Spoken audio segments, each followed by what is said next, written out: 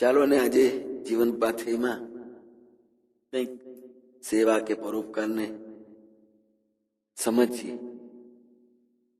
બીજાના માટે કંઈક કરવું એ મન અને પોતાના અંતઃકરણને શુદ્ધ કરવાની ઔષધિ છે.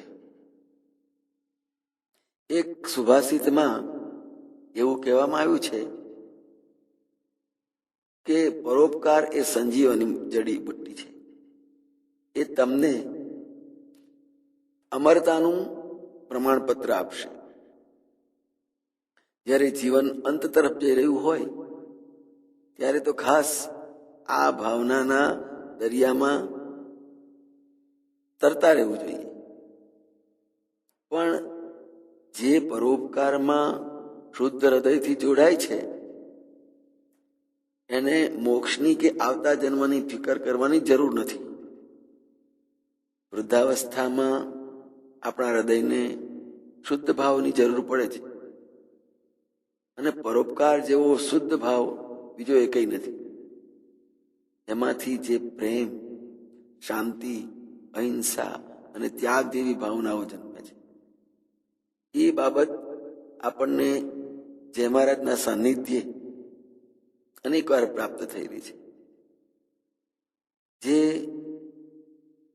દુઃખીને ને તરસ્યાને પાણી આપે છે અને ભોજન પણ આપે છે, એટલે એ એક સેવા છે. શ્રી કૃષ્ણને આપણે જોઈએ કે એક એવા પ્રેરણાદાયક દિવ્ય વિભૂતિ છે કે એમણે અનેક રીતે માનવ જાતને પ્રેરણા આપી. કંસવધ કર્યો પણ એનું રાજ્ય એમણે પોતે હાથમાં ન લીધું. રાજ્ય એના પિતા ઉગ્રસેનને આપી દીધું. પાંડવોને મહાભારતમાં વિજયી બનાવ્યા અને રાજ્યનું પ્રધાન પદ, સમ્રાટ પદ યુધિષ્ઠિરને આપ્યું. દ્વારકામાં આવીને એનું રાજ મોટાભાઈ બલદેવજીને આપ્યું. આમ પૂર્ણ રીતે પરોપકાર કર્યો અને એવા ફળ અન્યને આપી દીધા. એક કૌશિકભાઈ કરીને જીવનભર એમણે કુષ્ઠરોગીઓની અને વિકલાંગોની સેવા કરી.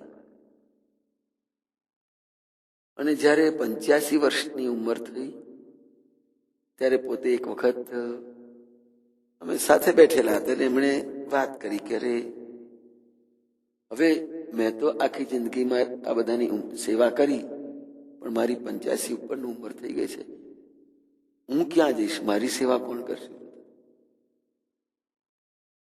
તો એ પરોપકારી વ્યક્તિના દિલની આ વ્યથા જોઈને આપણે પોતે જ કહ્યું કે તમે જ્યારે પણ ઈચ્છા થાય ત્યારે મારે ત્યાં આવજો. એ કરમસદ મંદિરમાં આવ્યા અને એ વૃદ્ધાવસ્થામાં રહ્યા પણ ખરા અને એમની માંદગીની સેવા પણ થઈ.